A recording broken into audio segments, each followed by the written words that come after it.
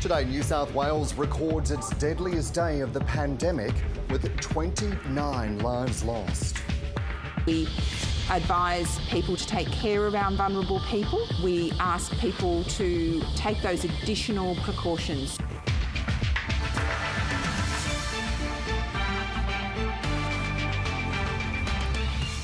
A 6-year-old girl dies in hospital after a stabbing in Melbourne.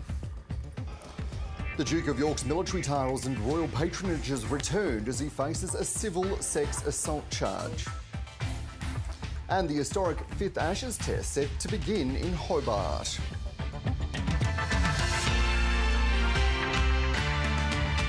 Hello and welcome to ABC News. I'm Dan Borscher, coming to you from the lands of the Gadigal people of the Eora Nation.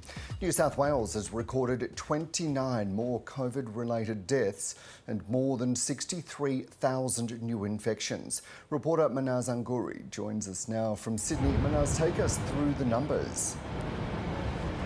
Good afternoon, Dan. Yes, like you mentioned, overnight New South Wales recorded 29 new deaths. That is the highest we've seen in the state, and it's up from yesterday's 22 deaths. 15 were men, 14 were women, 19 were vaccinated and 10 were not vaccinated. We also had 63,018 new cases. This is the second day that we're including positive rapid antigen test results into our daily case numbers. So of more than the 63,000 cases, 25,080 were from PCR test results and 37,938 were positive rapid antigen test results. New South Wales Health have said that 24,000 of those were from the last 7 days.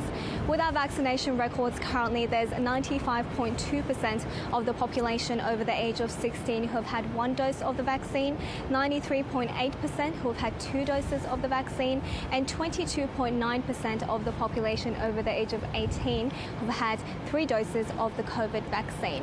There's currently 2,525 people in hospital. That's up from yesterday's 2,383. And there's 184 people in ICU, up from yesterday's 182. 59 people require ventilation. So those ICU and hospitalisation numbers are increasing day by day, but the New South Wales Premier Dominic Perrottet has said that new modelling suggests we're still in a great position. Take a listen. We are currently tracking at both an ICU and hospitalisation rate here in New South Wales better than the best case scenario we released last week. So that is encouraging, reassuring and pleasing. The health system is under pressure in this state, just like right around the country and right around the world as we move through this pandemic. It is going to be a difficult few weeks ahead, but the tracking that we are releasing today is very reassuring and encouraging given where we sit today in the pandemic. Manaz, there was a public health order breach in the Hunter region. What's been the reaction? Well, there was a video released of an event at Hillsong Camp which showed hundreds of people singing and dancing on Wednesday night. The Health Minister, Brad Hazzard, has come out and said that was a clear breach of the public health order, which includes a ban on singing and dancing at music festivals. He said that he demanded that Hillsong stop singing and dancing at their events. The Premier also spoke out about this. He said he was completely shocked when he saw that footage and he was disappointed in their actions.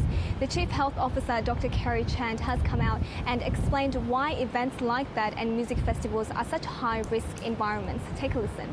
Part of the issues around music festivals or events in pubs and clubs or other settings, it brings together different groups or contacts with different people in different social networks, and so there's a lot of mingling.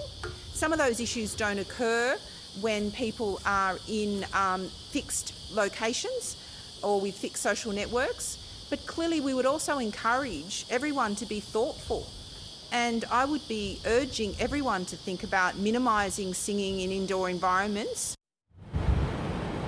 Hillsong have said that their events are nothing like music festivals, and they've said they have very strict COVID protocols in place. They say they require everyone to take a rapid antigen test, and they have sanitisation options across their site. Manaz Anguri reporting from Sydney. To Victoria, and another 18 people have died with COVID-19 in the past 24 hours. 34,836 new cases were detected. More than 19,000 were PCR tests. 15,000 were from rapid antigen kits. The number of people in Victorian hospitals has risen to 976. 112 are in intensive care, 30 are on ventilators.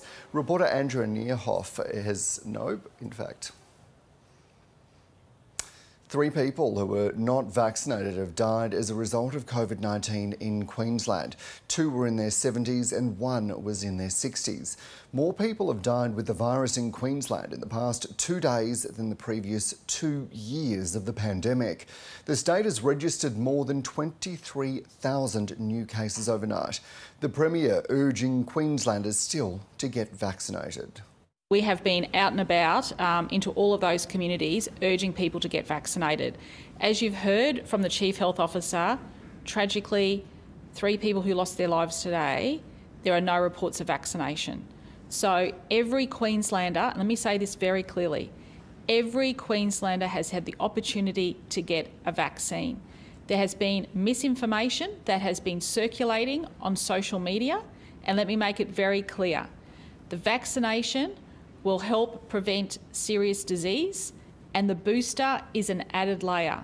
So it is not too late if you are out there and you are unvaccinated to go and get the vaccine. Please go and talk to a trusted health professional if you have any concerns whatsoever.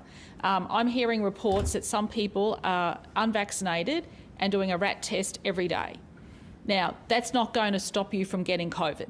So please go and speak to a health professional, go and get that direct advice and get vaccinated. And it's great to see that the vaccination rates are really climbing up across the state, but especially in our Indigenous communities, there has been a big drive to get people vaccinated, and we've had the likes of Jonathan Thurston, Steve Renouf, everyone out there encouraging people to get vaccinated. If you have not had that vaccine and people have gone door to door, I mean, I don't know what else we can do.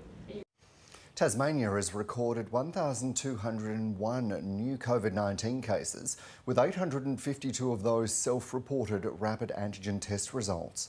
10 people are in hospital, specifically for COVID symptoms, the same number as yesterday. None of the patients are in intensive care. Tasmanian Premier Peter Gutwein says extra funding will be available for businesses impacted by the pandemic. The Business Impact Support Program has been designed to help those Tasmanian small businesses which have had a reduction in business turnover due to COVID cases and isolation requirements. It will cover initially the period from the 15th of December when we open through to the 14th of January. The downturn for those businesses may have been caused by loss of staff due to exposure that has affected the business's ability to operate, or loss of business as well due to significantly lower than usual customer demand.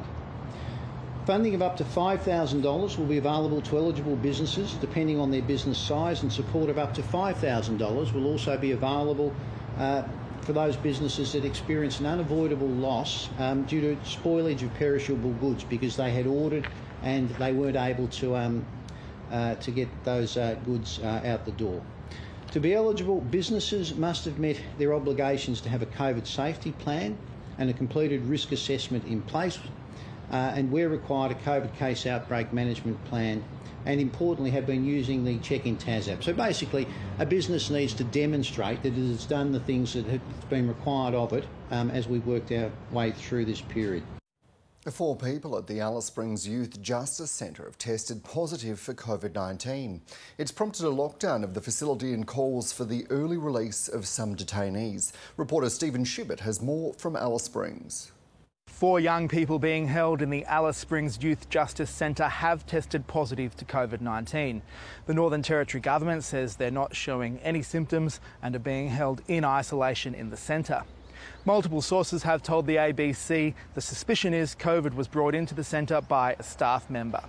There were 18 detainees in the centre. That number's been reduced. 3 people have been sent to Dondale in Darwin to create a little bit more space in Alice Springs so that the positive cases can isolate. This comes after the first case of COVID was found in the Northern Territory's adult prison system, also in Alice Springs, on Wednesday. 85% of people in the Northern Territory's prisons are Indigenous, and in the youth justice system that's more like 95 to 100%. There are huge concerns for the welfare of prisoners if COVID does become rampant. That's led to the North Australian Aboriginal Justice Agency to call on the Territory Government to immediately reduce the number of people in prisons by letting people out before their sentences are fully served, changing bail laws so fewer people are going into the prison system, and considering whether people being held on remand who haven't been found guilty yet in a court do need to be held in custody. That will be a controversial call in some sections of the community where there isn't a lot of sympathy for youth offenders. But advocates say the only way to keep people safe is reduce the number of people in the prisons, because even though COVID case numbers are small at the moment, that can change very quickly. Victorian health authorities have been given a COVID-19 update. We can bring you that now. Before I get to the announcement as well, I'll take you through all the significant numbers of the day. Firstly, on vaccinations, 21.2% of Victorians 18 and over have had 3 doses, up another percentage point. 1,112,767 Victorians have had a 3rd dose in their arms so far from a state site, GP or pharmacy, and 24,071 people were vaccinated yesterday through our state clinics. In terms of kids' vaccinations, 5,147 kids aged 5 to 11 received a vaccine yesterday. That means 17,947 5 to 11-year-olds have been vaccinated at a state-run clinic so far, and it's great to see parents and carers coming forward to protect their kids.